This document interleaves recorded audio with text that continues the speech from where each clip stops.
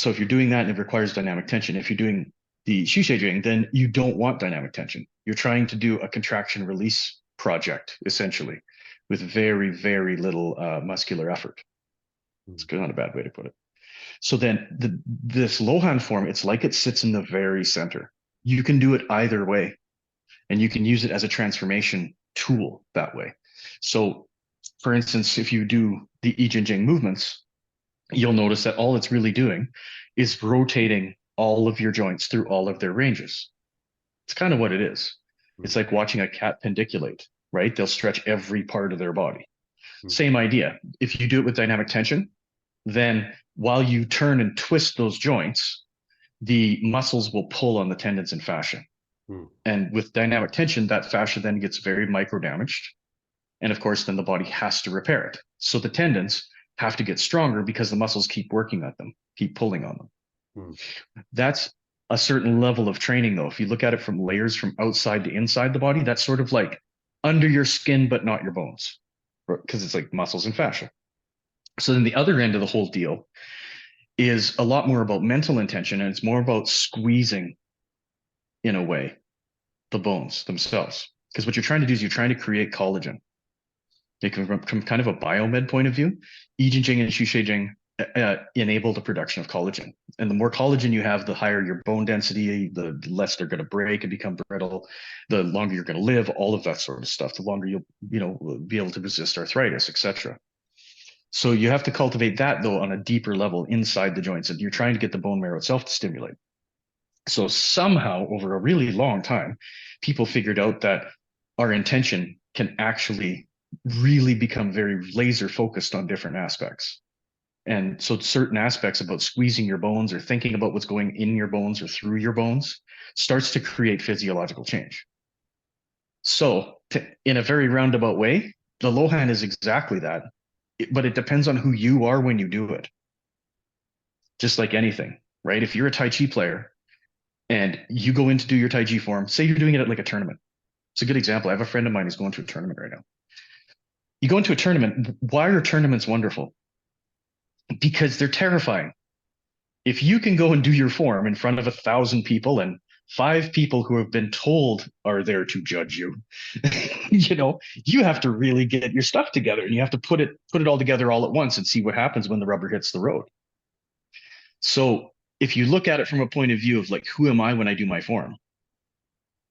Then it becomes very different. A beginner trying to push hands against someone they've never touched before who's way bigger than them has already beaten themselves, if that's how they think. They're not settling into their body and doing their Tai Chi, right? So it's the exact same idea. If you want to do it as a tendon muscle changing exercise, you change your intention, you change who you are, you change how you do the form. But the form will stay the same as far as like the structure. Moves are in the same order, etc.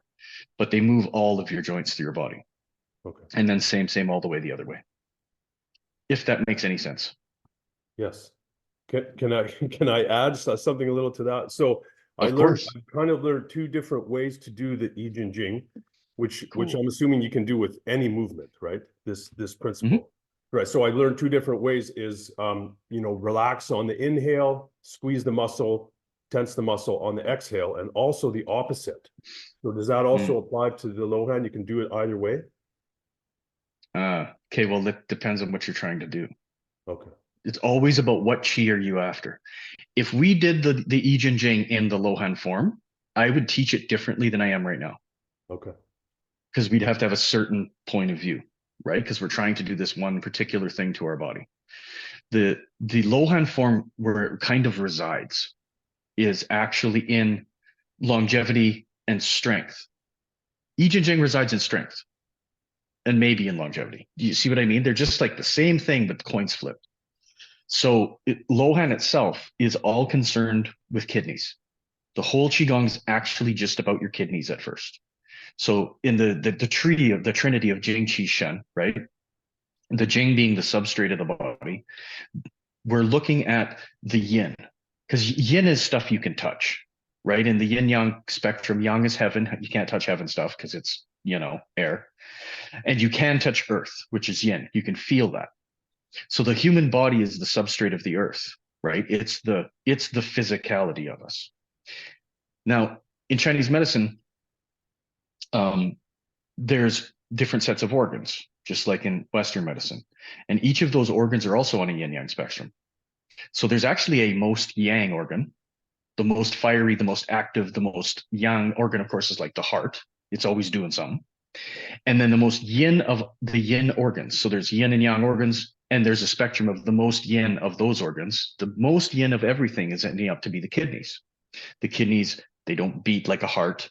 They don't move. They're not floating free. They're the water of the body, right? They're the very base of the substrate of the body. The way my teacher put it to me was that there's only a few organs you can not live without.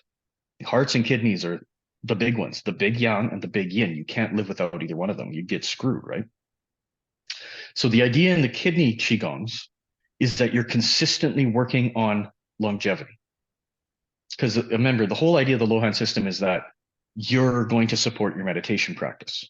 So it means like theoretically, we're all monks and we all meditate like an hour a day or 3 hours a day. And that means we sit on our butts a lot.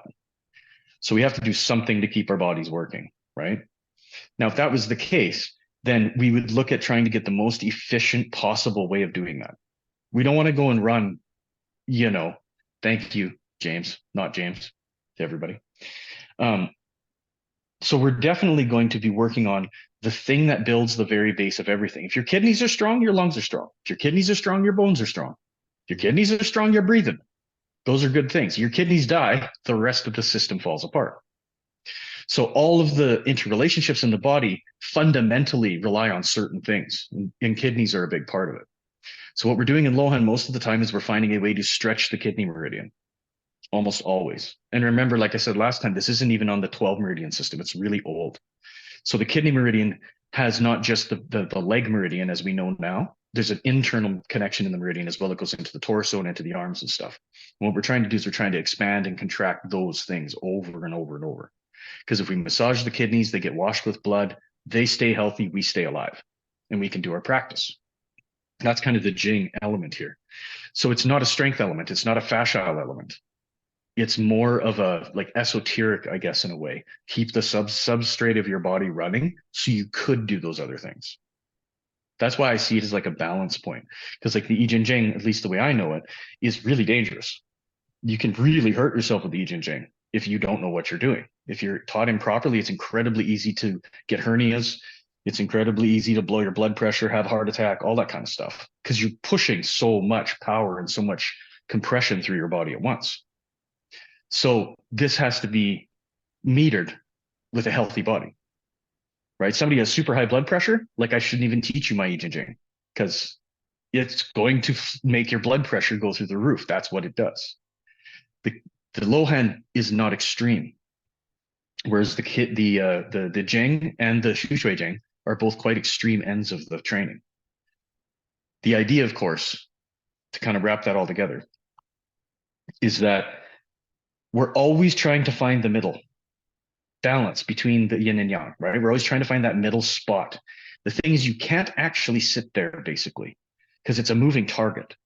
There's always some change going on. You're getting older, you're breathing in or you're breathing out or whatever. So there's this moving target of what balance is. But now imagine if you're trying to find balance in something. Say you find a stick and the stick is 25 feet long. If I said find the balance point, you'd look at it and you'd find the middle of the stick. But if you had no idea how long the stick was, what are the chances of you finding the center? If you have no idea where the yang extreme or the yin extreme are, how are you ever going to find the balance point? It's going to be trial and error forever. So the idea is we study the two very extreme things. You study the extremes of yang, you study the extremes of yin. Then when you step back, you can go, okay, where's actually the center here? Where's the center really sit? So that doesn't have to be the Lohan form. It can be anything that can sit there because that's we're all trying to pull it off. Lohan, just to me, seems purpose designed for that because it's not a super combat system. That's too far to the yang side. And it's not a sitting still and just meditating system either, because that's just like too far to the inside. We're trying to find the middle, which is, like I said, a very difficult moving target. Andrew, had just asked the question. Fine. So Taoist heavy hands, as it's called, is what Andrew's talking about, which I've taught for years as a an iron palm system. The truth of the matter of that iron palm system is it's actually a form of bone marrow washing. So now this should make sense. The heavy hands is static postures. You're standing, however, right? But you do move from one static standing position to another. So it's very yin. It's very, very still. Not entirely still because you're not sitting down, but very, very still. And all of heavy hands is about release. It's about opening the space in between the joints and relaxing all of the tissue around those joints while you do it, which is very much like bone marrow washing and not like I Ching Jing. You can see that they're opposite extremes from dynamic tension. Does that kind of make sense? Hopefully, Andrew and everybody else, because not everybody knows heavy hands. So hopefully that didn't confuse everyone.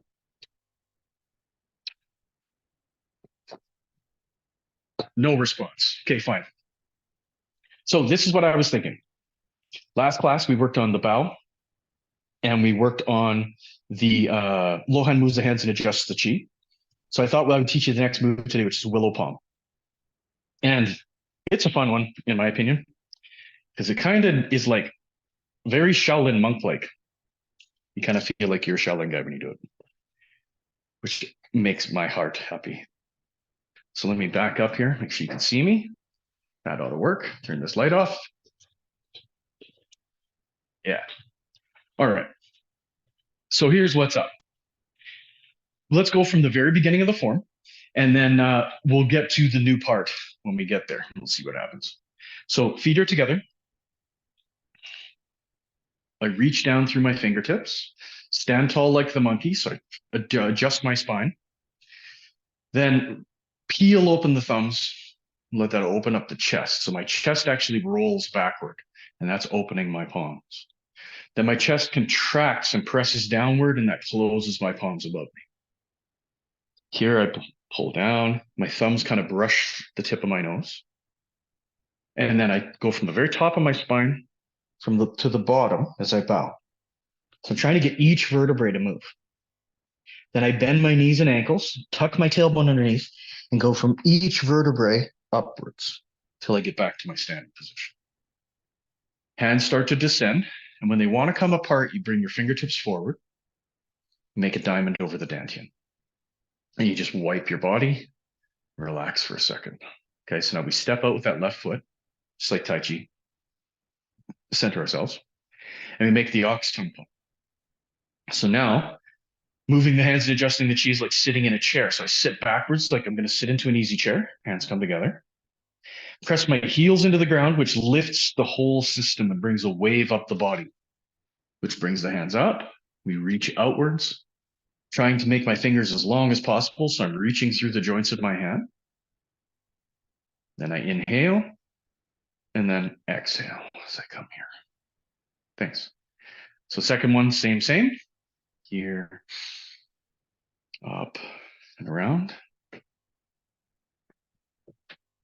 And here, all we're doing is lifting the fingertips. I'm not actually moving my arms. And then I press the arms of the chair and stand back up.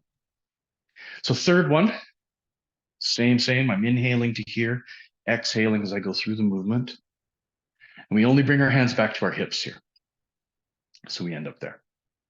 Okay, so now Willow Palm is a one-handed movement.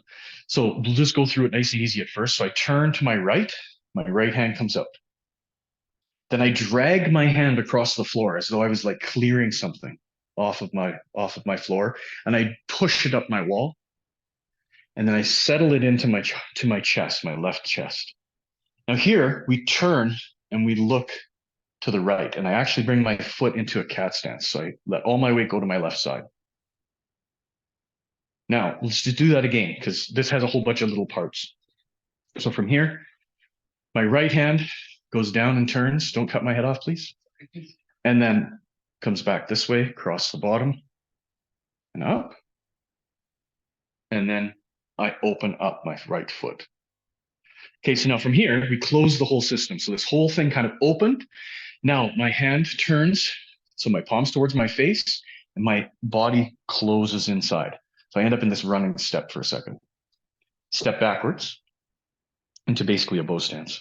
And then my pinky finger trails on my body. So I'm actually touching my body with my pinky finger as it comes down the rib cage, then across the belly, and I bring all my weight to the other side, and it comes up my rib cage on the other side, and here my fingertips flip up before I press forward.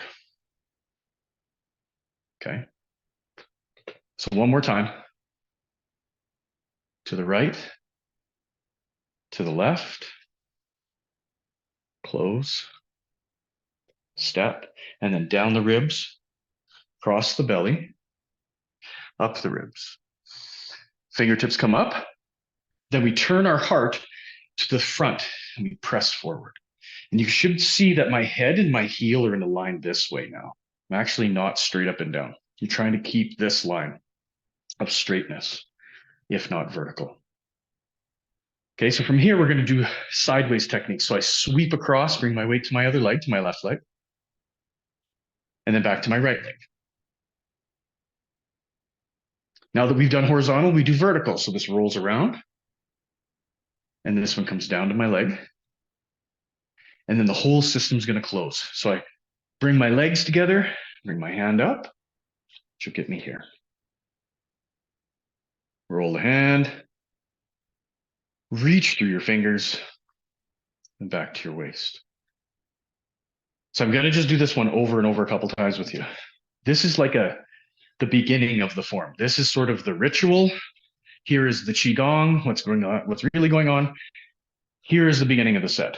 Because if you look at this as a journey through martial arts, what we're doing is a single hand, a single leg at a time. It's beginner stuff. The idea is that I can learn how to move my right hand in all of these directions. And if you look at it, we cover all of the major things. We cover up and down. Oops, this way. I'm going to get off screen there. Also left and right. So one more time. I turn to my right. I turn back to my left. I turn and look to my right.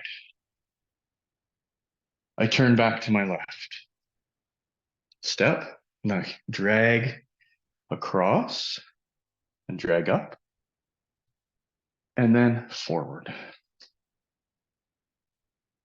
Cross on the horizontal, and across on the horizontal. And then we roll the hand around so my palm's facing me, rolls all the way around 360. Then I'm going to do verticals. One down, one up. Reach through the fingers. So first of all, does anybody have any questions about this part of this movement? Or is it super easy and I should just carry on? Nobody? Anybody? Nothing. All right. So there's a couple of different things we can do in this movement. Obviously, if we're learning the form, you end up doing this movement on two different sides. But right now, it's probably wiser for me to teach you one side and let you practice the other hand. And then we'll review it next class, rather than get you confused with both sides of it, okay? So I'm going to take this and I'm going to use it in a couple of layers. So we talked earlier about Jing, Qi, Shen, right? Jing being the substrate of the body, Shen being the kind of yang mind stuff that you can't touch, Qi being relationships in between them. So if we adjust the Qi here, almost a pun. If we adjust the Qi here and we change what relationship we're working on, this form takes on different aspects. So I wanted to show you this one first because one of the things that always gets talked about in Chinese martial arts is Yi Ling Qi, mind leads the Qi. So what the hell does that mean is the question. But the trick is that you can actually sort of feel this. There's a lot of speculation, right? So in fact, let me back up one step.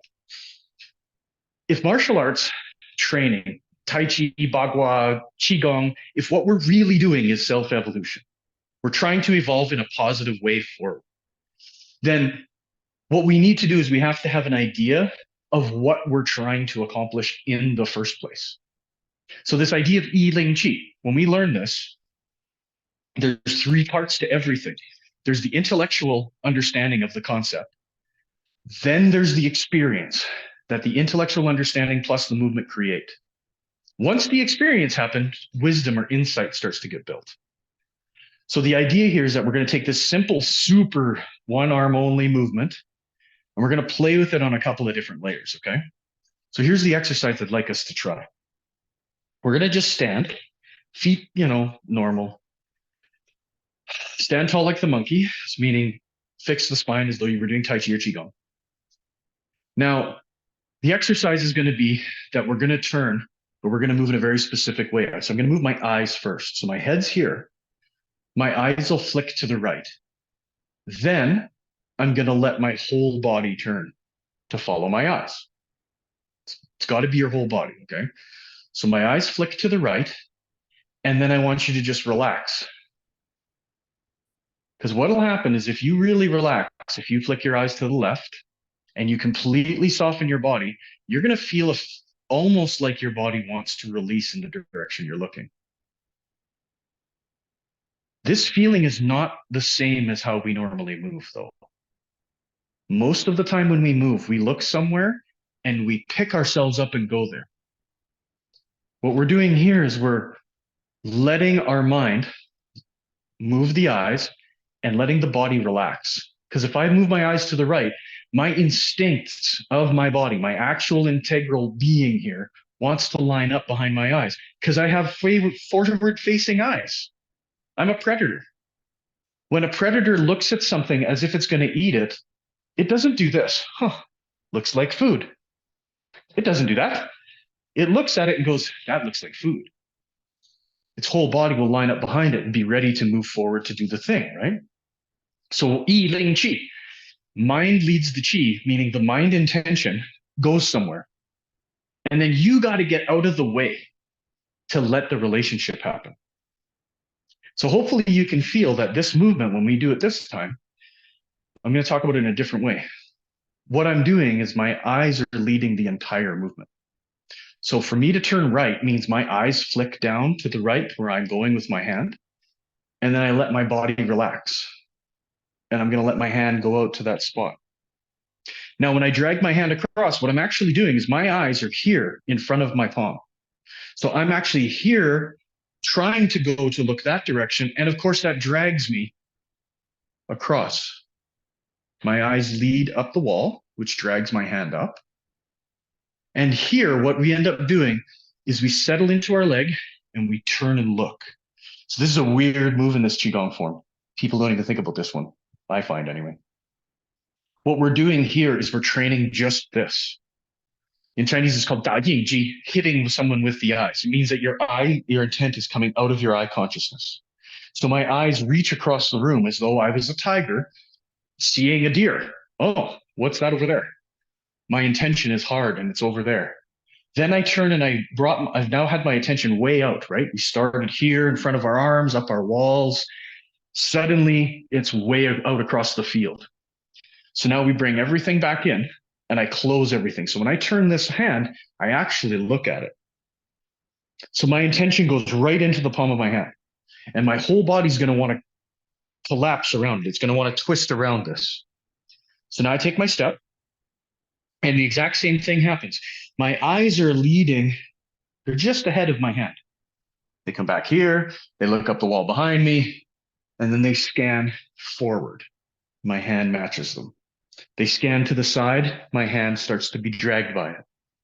And it should always be the feeling of my eyes look, my body starts to follow the eyes, the arm and the hand drag behind everything. My eyes look, my body follows. My eyes look, my body follows. Right? Every single one of these movements has this feeling of where the eyes lead, the body will follow.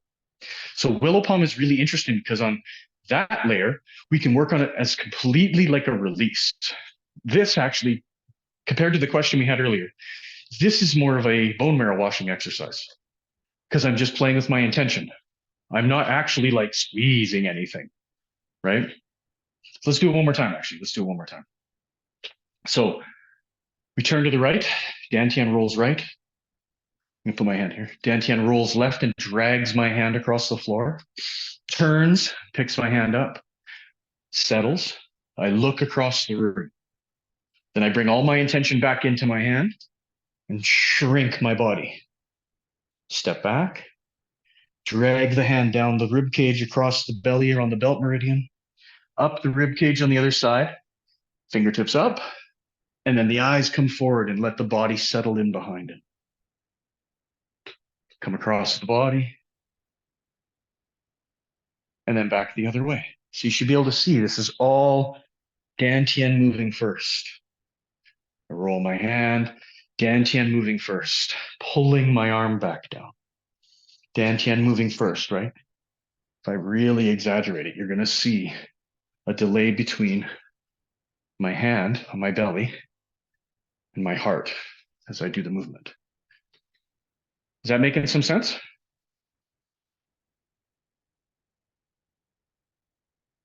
Anybody? Anybody?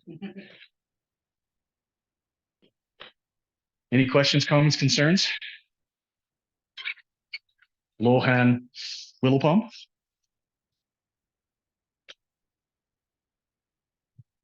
No questions, comments, concerns? Yeah, so we do the ox tongue palm throughout. Yes, thus far. The ox tongue palm is always happening until there's one part in the form where you actively open it up. From a certain Chinese medical point of view, I don't know if I talked about this.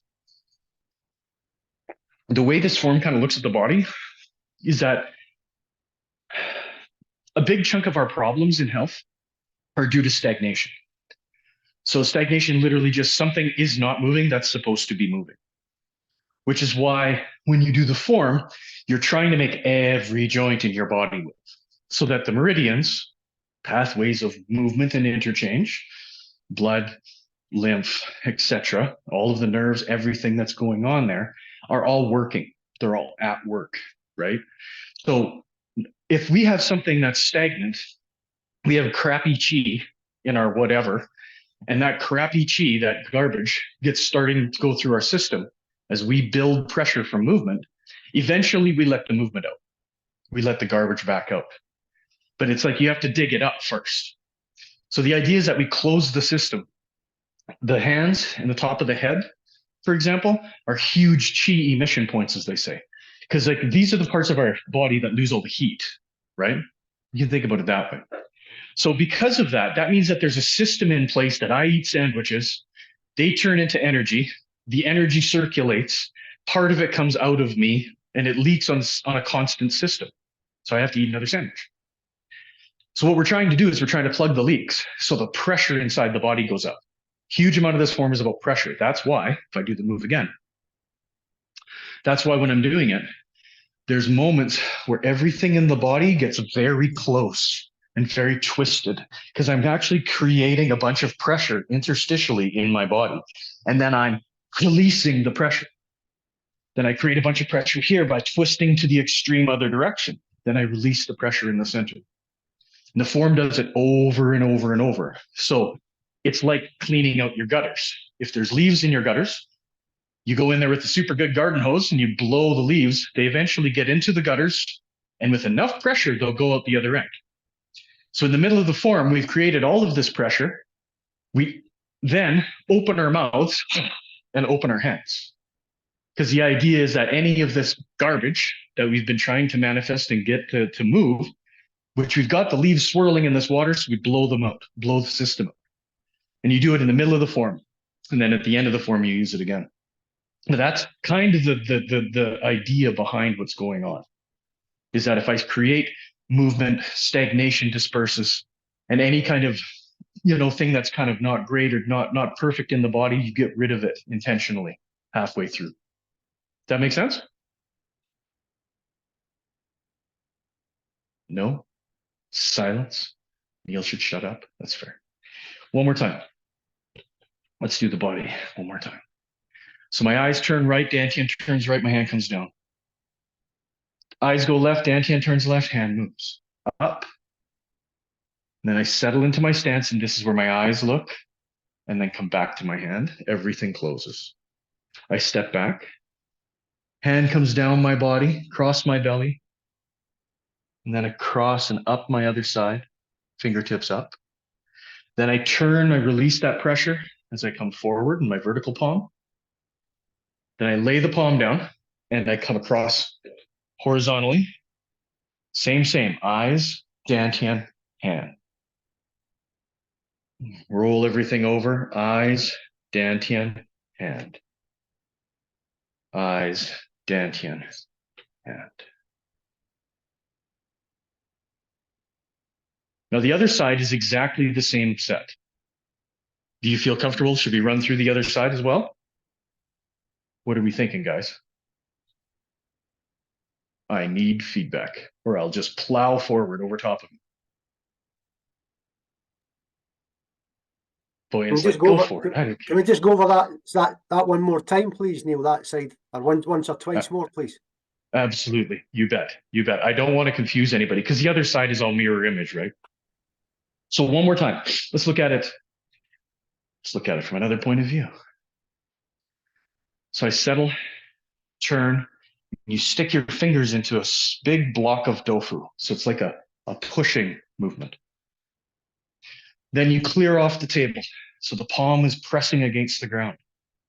Now the palm is pressing up the wall and into the body. I settle, look. Then I come back, everything twists together. Step back, palm goes down the torso, touching my ribs, across my center, just below my belly button and up the ribs on the other side. Fingertips up, and then everything rotates left as I push forward. Palm comes down, then dantian moves, everything turns to the left to drag me across. Then everything reverses, everything goes to the right to drag me back across. Fingertips roll. Dantian turns left and backwards. And then fingertips come together, dantian's rolling back into neutral in this spot. From here, palm turns towards you, turns up, and then here you're reaching through your fingertips. I'm trying to make my arm long as I bring it back to the ground.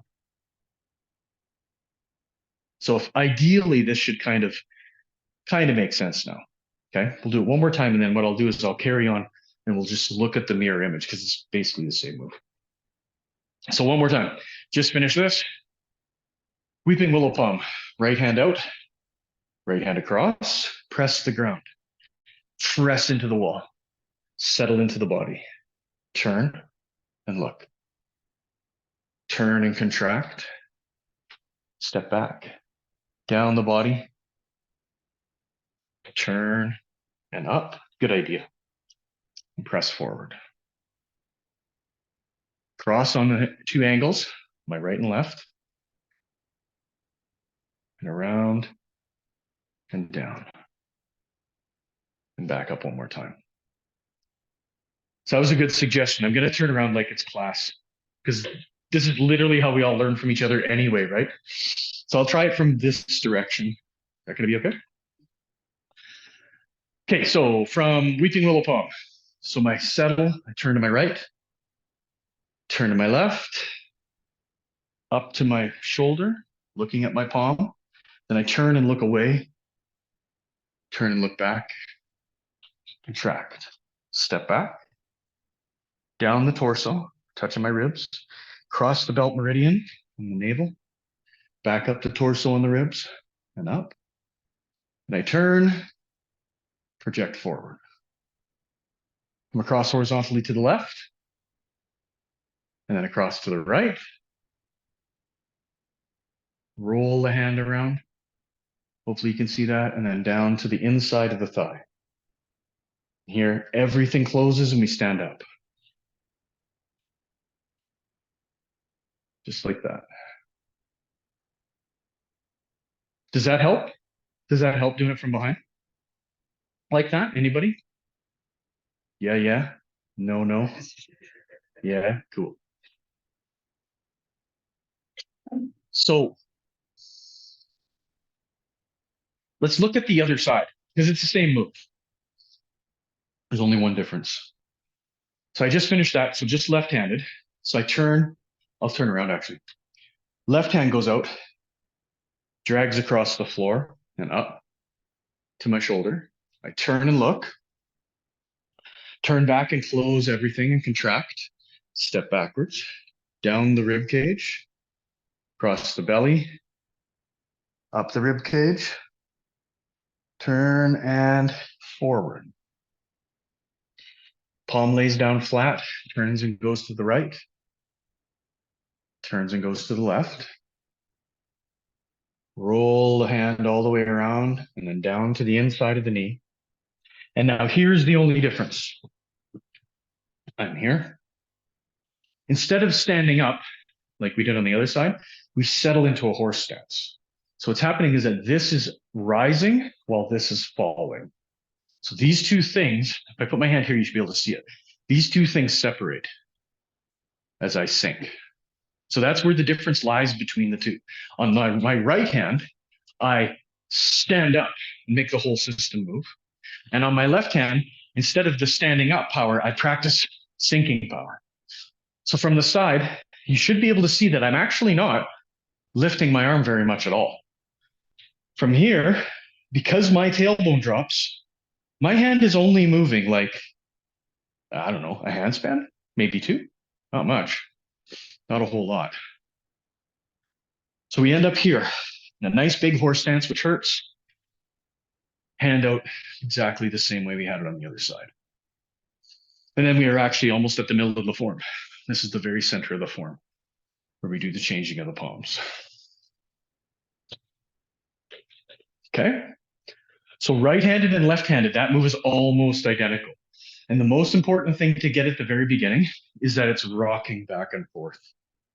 If I get a little more kung fu-y with it, if you're doing it more like a Shaolin form, then this ends up having a certain kind of feel to it when you do it.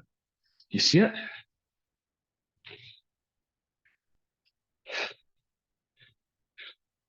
There's a wave form that ends up being created from one side to the other.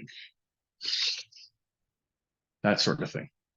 So you should be feeling that what's going on is when you turn your dantian, there's a limit. If I turn all the way to my right, doing this move, I can't go more right unless I release my foot and start moving, which is not what we're up to. So I'm actually creating a huge twist in my body.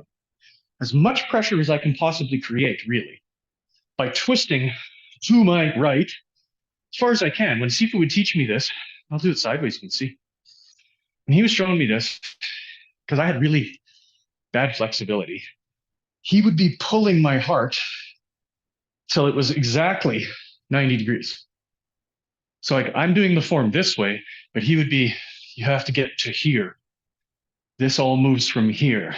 This is your angle. The heart moves to its utter extreme. So until it's almost pointing over the knee on either side, right? Because then as soon as we add in the layer of breath, which we haven't talked about yet, but once we add in the breathing method, what happens is that you end up with this moment sometimes where you breathe in and you twist at the same time. So now your lungs expand, then you twist your body, and the pressure inside your body shoots through the roof. Very similar to I Ching Jing, actually. It's just done in a much softer, more controlled manner. And then we use the body as this kind of pressurized bag that then creates the releases. Because the movements are releases, they're not pushes. Like I was saying at the beginning, with our first exercise, if I turn my eyes and release my body, this feels like relaxing.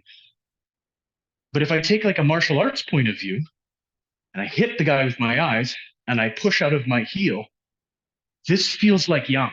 This is going there. I'm not there because it was the only natural place to be, which is what we're really hoping for.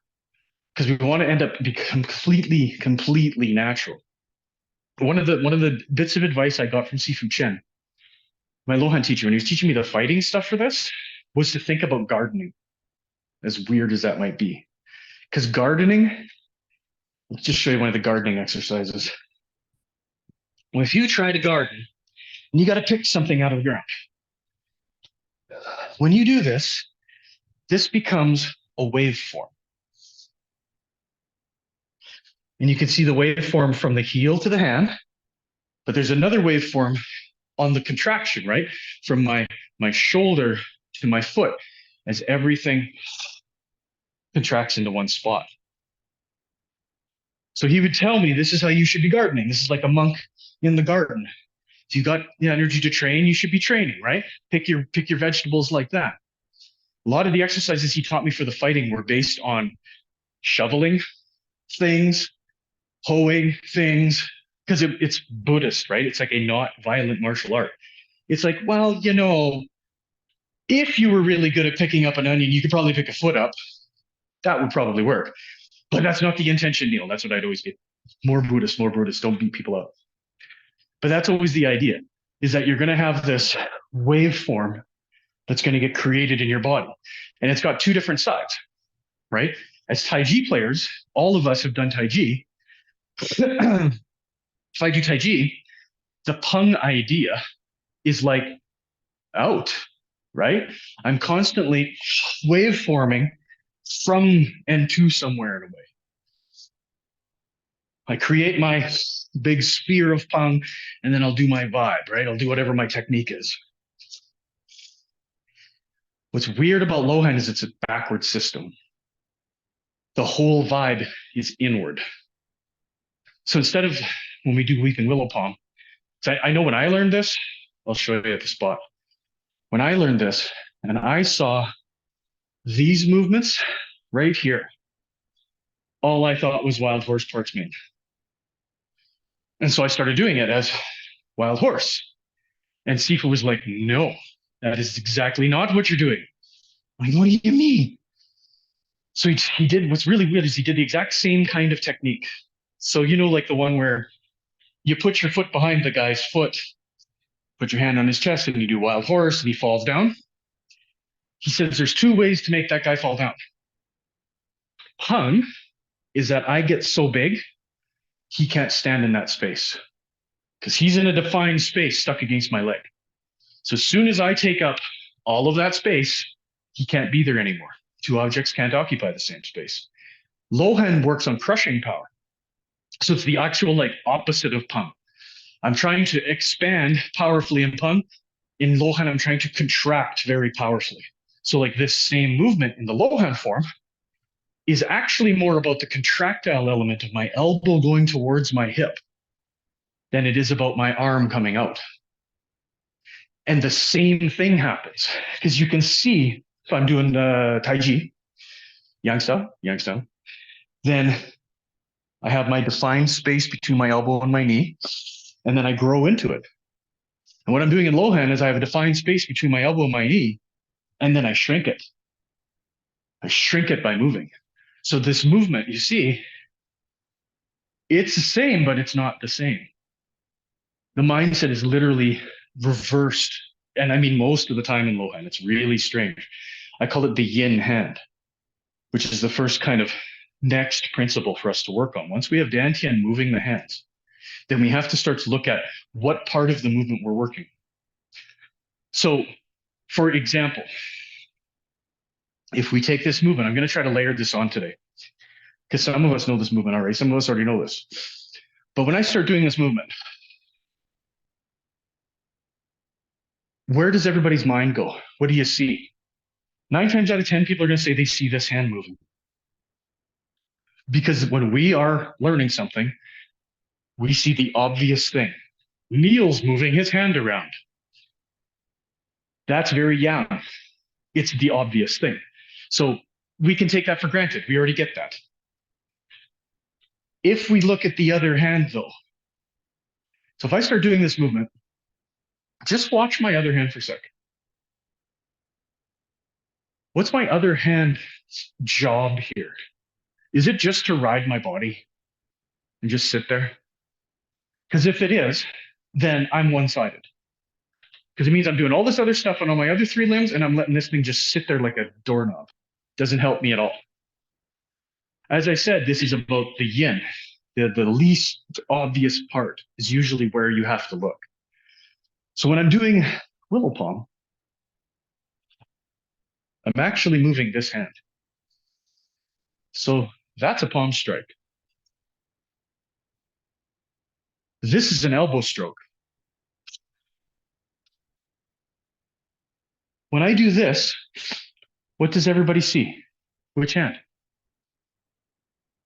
For real? Anybody? Is it this one or is it the bottom one?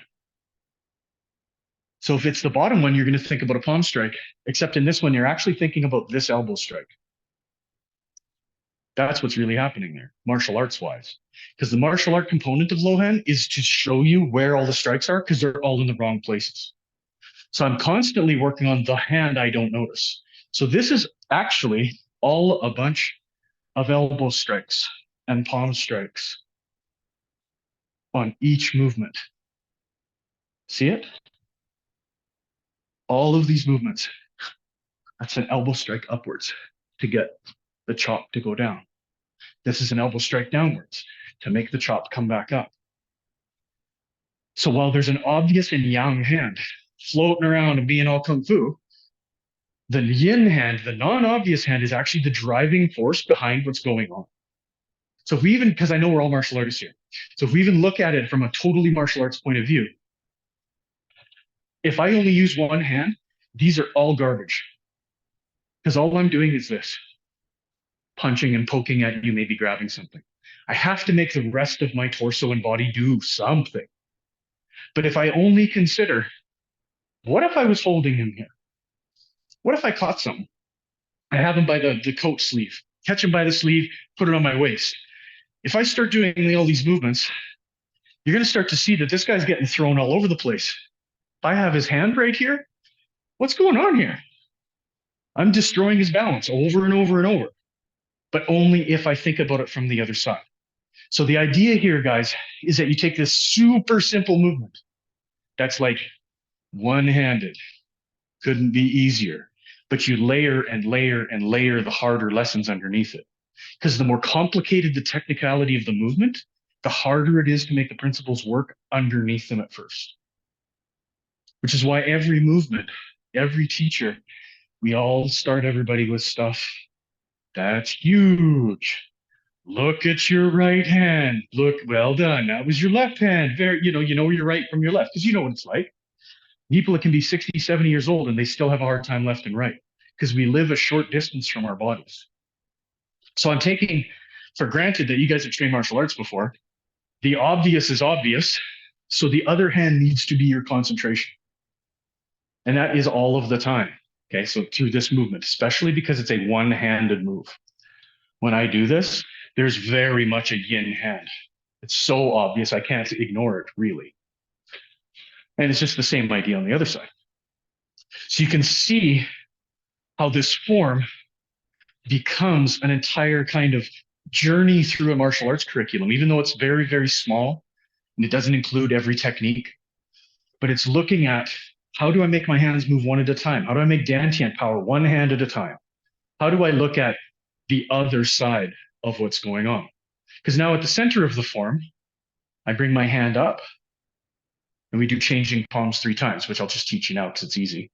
This is about moving only my heart. So I'm in a horse stance because I'm actually sitting on my butt so my butt doesn't move. So this isn't a dantian movement. This is a tanzhong movement. So middle dantian only, doing this. So my movement becomes this, changing the palms, because every time I roll my heart left or right, it's going to pull one hand and push the other one. So this movement, again, is all about the idea of pulling something, not pushing something. Because pushing is normal and obvious, you can already do that. There's a good chance everybody there can go thud and hit someone. This is a more difficult concept, to be grabbing, pulling it back towards your body. So once again, you can think about this as elbow strikes backwards, because each of these are coming back. And obviously, if I'm grabbing and grasping anything, you're going to see this turn into all kinds of stuff. So from a martial arts point of view, this is the isolation of the middle dantian. Because what we're trying to do is we're trying to make the whole system work, right? So there's 3 dantians. We have to pay attention to each one. The beginning of the form, we move our hips to get this stuff going. We get our hips going this way, up and down, left and right, right, up and down, forward and back. It's all the directions. Dantian's learning all of its 360 degrees. So now at the middle of the form, we're like, okay, lower dantian's sort of taken care of. We know what's up. Freeze it in place. Can your middle dantian do that? What if I just move my middle dantian? So I move it left and right. I do 3 of these. And then in the center of the form, we open our hands. The moment I was talking about earlier. So let's just go through that just once. I'm going to go through the whole thing because I'm kind of jumping around in the form. What's that? So one more time from Willow Palm. I'll do both sides. So my eyes turn right. My whole body turns right. Eyes go left and up and turn. And then everything comes to the center and contracts and step back, down the body, cross, up the other side. So here's our forward. That was our backward. And our left and our right. Horizontals. Roll. And now here's our verticals. 1, 2.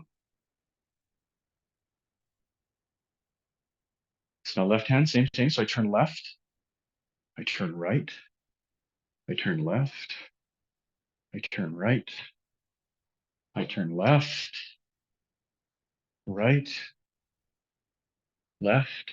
Sorry, right, I guess that is. And then left.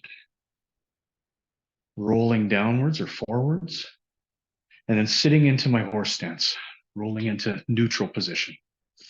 So my right hand comes underneath dantian and I inhale, filling my body from the belly up to my collarbones.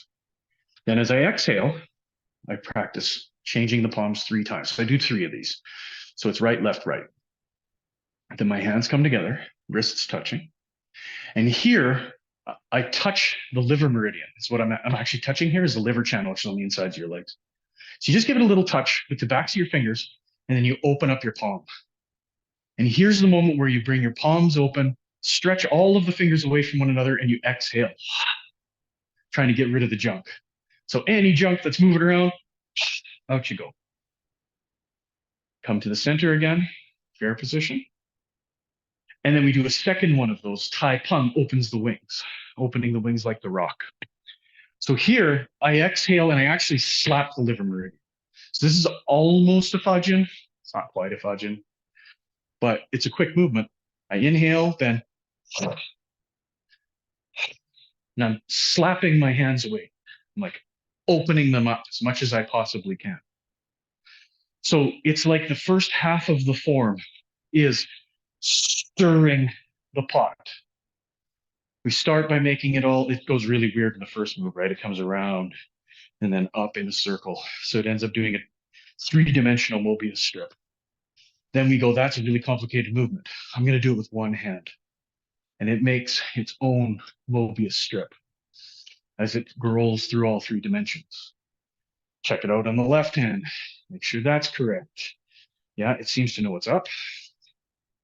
So then by the time I do middle dantian, I'm making sure that it works. So this is left and right. So left and right creates this. These movements, however, are this. I'm exaggerating a lot, but it's that I end up with Tanjong being able to move left and right or upwards and downwards like this. That's what creates this movement, right? So now I have all the directions in the bottom one and 2/3 of the directions in the top. So as you can see, it's like an education system. When we move on through the form from there, have you guys all seen the form? You have, right? Yeah. Because if I move on from there, it all becomes 3-dimensional movements suddenly. Because all of the dantians, all of the dantians, we'll talk about that later, are rolling. They're all doing something. It's definitely not this. See what I mean? But this is where everything starts. The stone tablet of Taiji, if you will, one Dantian running the system, and the hands connecting to it. If you can get this operating, then everything's in good shape. It's just getting the second one to operate and then the third one to operate, because each of the layers is trying to get more and more into an idea that generally has to be pointed out. Because the thing is, when we learn anything, we pick up the most obvious thing first. And what happens is that people pick up an obvious thing, then they get good at it because it's an obvious thing. And they're like, cool, I'm good at martial arts, and they go teach. And they never went past the obvious thing. So what you end up with is some martial artists, quite literally, will have whole curriculums of stuff that's just the obvious thing. It's just a 500-point curriculum of how to do the obvious thing, how to punch, how to kick, how to whatever. Without flipping that over, you never gain any of the other side of the extreme. Remember, we talked at the very beginning about the bone marrow washing versus the Ijin Jing. It's finding extremes. What is actual tension like? What is actual release like? Where do I really want to live? Because if I live in Mr. Release land, I'm going to be a couch potato and I'm not going to live very long. And if I go and become a bodybuilder, there's a good chance that I'm going to have hernias and blood pressure. So I'm not doing that either. I want to do the center point. So what's less obvious than what everybody else thinks about? So to finish, I want to give you, because I know everybody here is trained, I just want to give you one idea that not everybody always thinks of, just to keep in your head. Dantian is always described as a ball of something. It's a spear, it's a ball of light, whatever. But when we learn it, the first thing, the obvious thing, right, is Dantian turns left, right hip moves forward, right hand makes punch. And what people don't consider, this is what I mean by the obvious thing. Right hand is punched by my right hip. Right foot is kicked by my right hip. And so on and so forth. Taiji, it's my right hip moves back, that pushes my arm, it creates a whip. The other side of Dantian is all I ask. If it's a ball and it can create power going that way, there's just as much power going this way, unless you don't think about it. Then you become one-sided. This is where you'll see a person with one side of their body will connect. They'll have a huge amount of force, and then that whole side of the body will disconnect, and they'll try to connect the other side. So what they're doing is they're actually using half of their force all the time, because they're not letting both sides run. It's why you teach a beginner like Black Tiger steals the heart punch. When I'm teaching like total beginners Kung Fu, I start them with this. But I always mention that the Chinese name for this technique that I was taught is Black Tiger stealing the heart. That has no reference whatsoever to hitting someone. The entire poetry is grab something and pull it. Grab something and pull it. And suddenly you take any beginner, they start thinking about this pull might be part of the punch, and the yin-yang balances out, and they start realizing Dantian, which is round, always has power going back towards you. 100% of the time, it's where your focus is that's different. So you can see stylistic differences here in Lohan, because Lohan is always basically, like 90% of the time maybe, concerned with everything contracting back. It's the, like I said, opposite of Palm. It's like take that whole idea of every direction, but reverse it. So everything is actually a compression. So when I'm doing these large movements, what I'm trying to do is compress part of my body. In this case, right, it was this one. But what that does is by compressing my elbow, it makes my hand move out. So from the outside, it seems like I'm doing this. But from the inside, I'm making my elbows touch behind my back. Those are two different things when they're touched, when you feel it. So that's the last thing I wanted to leave you with. You've got a movement to work with. It's a pretty easy lefty, righty kind of thing. Everybody should be able to do it. I just want you to consider what's the other part? Where's the pulling happening on the other hand? Because if you can get that, then what will happen is your movements will balance. And then this part of the form will make the next part of the form really easy to do, because the balance will already be there. Otherwise, you're going to be, pushing hands and chopping with arms and things like that, because that's totally not what's going on. I'm just compressing and letting that compression release. Compress, release, compress, release. So the release becomes the kind of moment. Make sense? Comments, concerns, questions, criticism, sarcasm? Anybody? Criticism? Who's that? Andrew? Yeah, probably. I said criticism. He's probably going to criticize me. No, seriously, anybody got any questions or anything? Anything they want to talk about? So you have the next two moves or move on both sides. Any contraindications? I don't have to stop doing the other qigong that I'm doing or any of my forms or anything like that. Not at all. Not at all. I can't imagine there being any. The only thing I wouldn't train, I mean, really, there isn't anything I wouldn't train. Like I personally, it took about 25 years before I had the I Ching Jing and the bone marrow washing and the Lohan. Because that was the legend I heard when I was 10, right? Was that Bodhidharma creates the three things. So by the time I'm in my 30s, yeah, I ended up getting the three of them. And so what I did was I took 100 days and I did all three of them every day just to see what was up. And even though they should almost be contraindicated because they're like so far from each other, they actually balance. They really do. If you do them together, they balance really well. And honestly, one of the biggest takeaways I got from that 100 days was I kind of believe the Shaolin legends now. Because if you only did this, man, you'd be way better than I am. You can, because there's so much that actually can be done in there that, there's only so many hours in a day if you're not a monk to be sitting here and doing it, right? But yeah, you should be totally safe no matter what you've learned. This is such a different, weird animal anyway, it probably won't affect anything. If anything, it'll just start to make the yang things you already know that have a little bit more yin inside them for you to watch. Because it'll just make balance happen everywhere. Because ideally, any good principle of martial arts isn't really stylistic. It's humanistic. It's like, you're a human body. I have one of those. When I do this and think this way, these things can be done. And everybody has their own flavor of that, but they all come down to very similar principles about connectivity, things like root, things like breath, and how breath relates to movement, that sort of stuff, right? And they're almost always the same. Once in a while, you'll see stuff that's real weird. That's outliers, because there's always the exceptions to the rule, but almost all the time. If you've done Tai Chi, I see Tai Chi like a huge book of rules. It's like I have a big list of rules, and theoretically, I'm supposed to do this really long, complicated form and not break any rules, which is an impossibility because it's that hard. It takes 3 lifetimes to learn Tai Chi, right?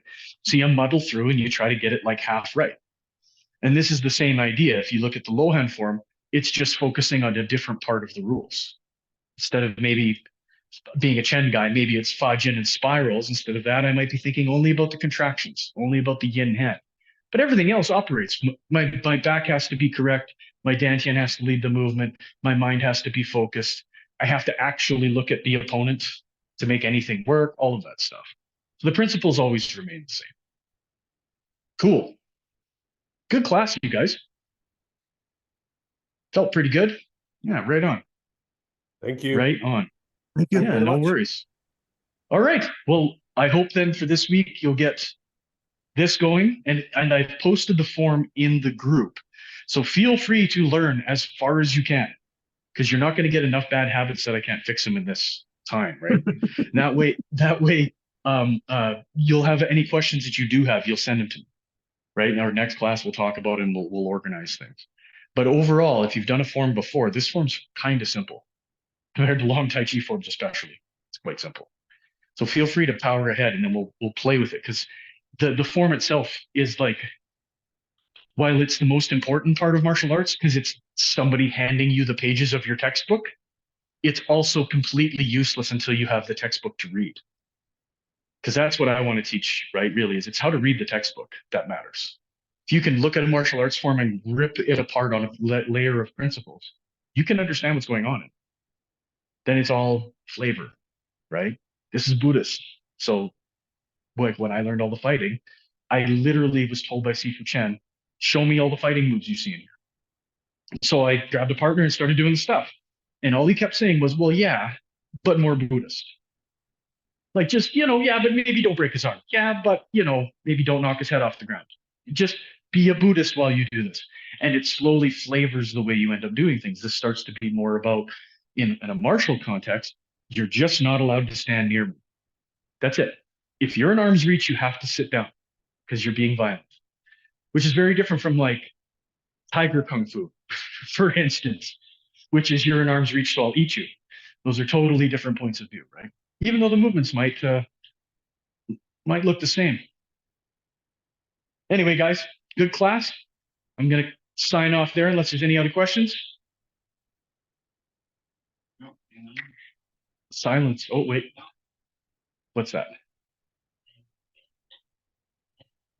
Be a Zen Buddhist that bumps into the Buddha on the road. Yeah, because you know the saying, right? If you meet Buddha on the road, kill him. I'm going to leave that for everybody to just contemplate. Anyway, good class, you guys. I hope you had fun. If you have any questions, feel free to write me either in the group or personally, just on Facebook or email me. No problem. I'm always happy to help. Okay. Cool. Okay, guys. Have a great day. It was good seeing you. Have a good night. Take care.